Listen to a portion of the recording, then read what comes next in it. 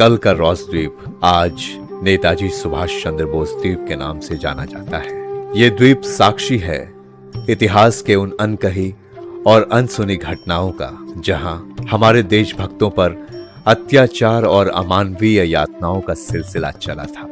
जिन हाथों ने कभी अंग्रेजी सरकार के खिलाफ 1857 में बंदूकें उठाई या फिर अपनी कलम से आजादी पाने की अनंत ज्वाला जगाई थी, उन हाथों से अंग्रेजों ने अपने लिए सुख सुविधाओं के सभी सामान उपलब्ध करवाए। हम जानते हैं कि हमारे स्वतंत्रता सेनानियों के खून पसीने से रची बसी है इसकी मिट्टी।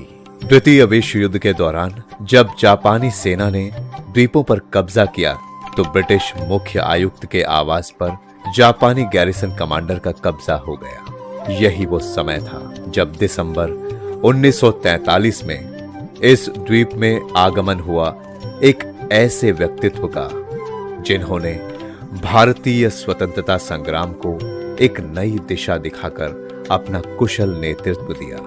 पराक्रम और अदम्य साहस से परिपूर्ण और provisional government of Azad Hind के सुप्रीम कमांडर नेताजी सुभाष चंद्र बोस ने अंडमान दौरे के दौरान 29 से 31 दिसंबर 1943 को इसी द्वीप पे आवास किया था और तब 3 दिनों तक कभी ब्रिटिश मुख्य आयुक्त का आवास रहे बंगले के ऊपर भारतीय तिरंगा फहरा रहा था। यही वो समय था जब नेताजी सुभाष चंद्र बोस ने 30 दिसंबर 1943 को पोर्ट ब्लेयर में तिरंगा फहराकर इन द्वीपों को सबसे पहले आजाद होने का गौरव प्रदान किया था।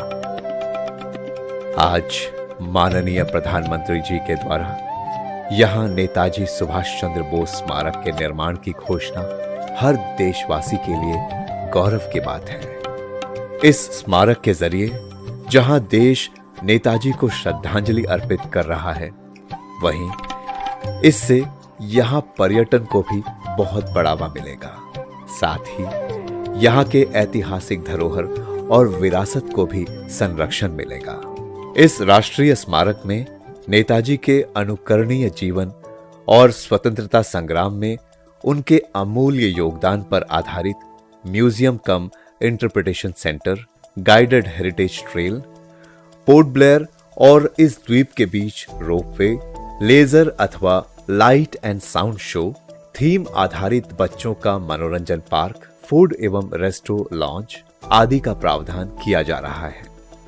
माननीय प्रधानमंत्री जी के मार्गदर्शन में इस अमृत काल में नेताजी सुभाष चंद्र बोस की 126वीं जन्म वर्षगांठ पर बनने जा रहा ये राष्ट्रीय स्मारक इस द्वीप को विश्व के पर्यटन मानचित्र में विशेष स्थान दिलाएगा।